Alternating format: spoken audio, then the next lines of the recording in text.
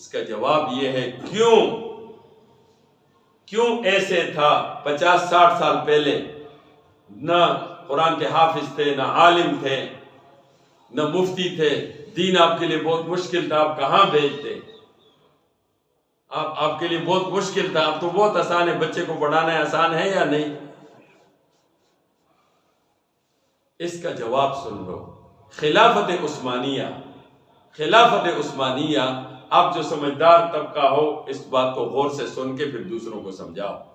خلافت عثمانیہ دنیا کو 3 حصے کر لو، 2 حصوں پر خلافت عثمانیہ کی حکومت تھی۔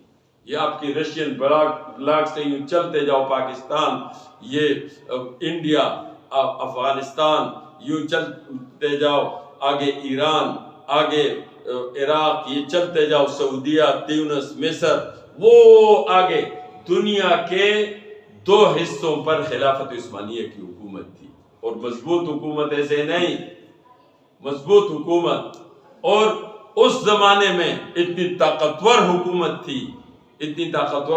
تھی، مجال کیا کسی مسلمان کے اوپر ظلم ہو جائے۔ فرنگی نے ایک بچی کو قید کیا ہوا تھا، ایک بچی کو قید میں رکھا تھا، ایک بچی کو۔ وہاں سے تاجر آ رہے تھے اور تاجروں نے، اس بچی نے ایک خط دیا کہ یہ بادشاہ کو دے دو۔ معتصم باللہ اس وقت بادشاہ تھے۔ میرا یہ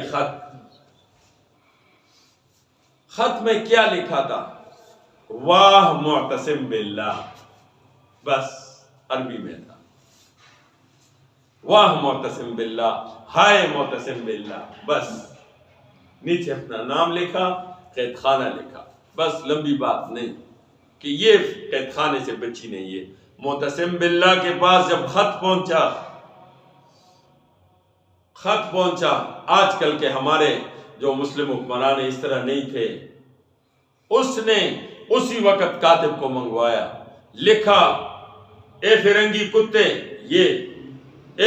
کتے، جس میری بچی کو تو نے گرفتار کیا ہے، میرا خط ملتے ہی باعزت میرے پاس پہنچا دو، نہیں تو میرا لشکر، میری فوجیں، اس کا اگلا سرا اٹلی میں ہوگا، پچھلا سرا بغداد میں ہوگا۔ اسی وقت یہ وقت تھا، خلافت عثمانیہ کی ایسی حکومتیں تھی۔ جب خلافت عثمانیہ کو شکست ہو گئی، فرنگی کے ہاتھوں شکست ہو گئی، بادشاہ خود قرآن کے حافظ ہوتے تھے، ان کے بچے عالم حافظ ہوتے تھے، جگہ جگہ قرآن کے حافظ علماء تو بے تحاشا تھے۔ اب خلافت عثمانی، سقوط خلافت عثمانیہ ختم ہو گئی، ان کو شکست ہو گئی ہے فرنگی کے ہاتھ۔ فرنگیوں نے مشورہ کیا کہ دنیا پر اب حکومت قائم ہو گئی، ہماری اب قائم ہو گئی، خلافت عثمانیہ 40 ملکوں میں تقسیم ہو گیا، 40 ملکوں میں۔ اب کیسے آئندہ کے لیے ہماری یہ حکومت قائم رہے،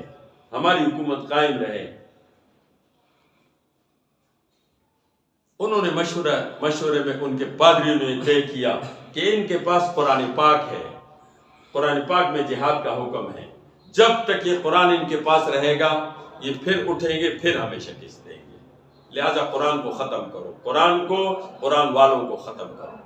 لہٰذا انہوں نے یہ کیا، ان کے پاس قوت طاقت تھی، آتے تھے گلی محلوں میں، اعلان ہوتا تھا قرآن کے حافظ مسجدوں میں آ جاؤ، جمع مسجد، وہ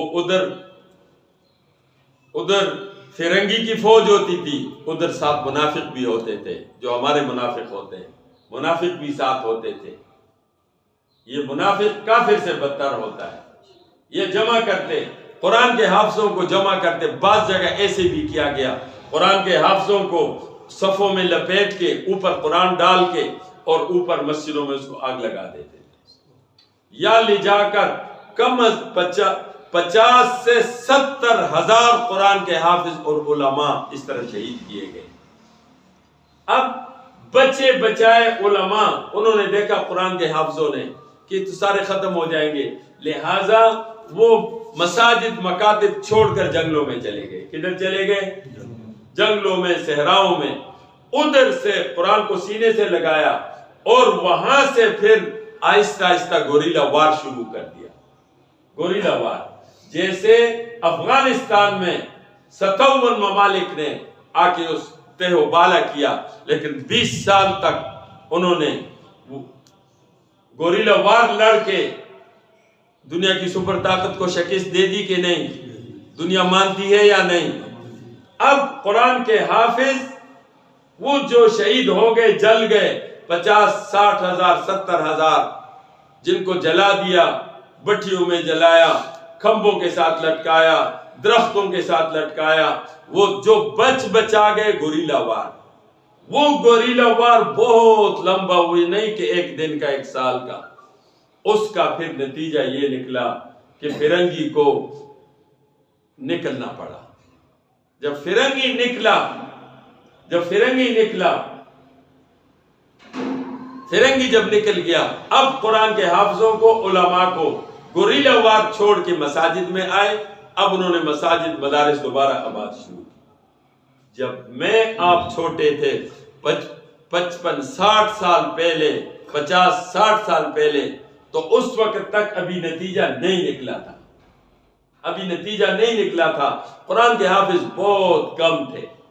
لیکن وہ جو جلے ہوئے قرآن کے حافظ، اور وہ جنہوں نے پتے کھا کے، اور وہ صحراؤں میں، جنگلوں میں، اور وہ انہوں نے گوریلا وار لڑا اور وہ شہید ہوئے، ان شہداء کی یہ برکت ہے کہ اس وقت یہ 50 60 70 سال کی محنت میں اب حالات یہ ہو گئے کہ گھر گھر قرآن کا حافظ ہے۔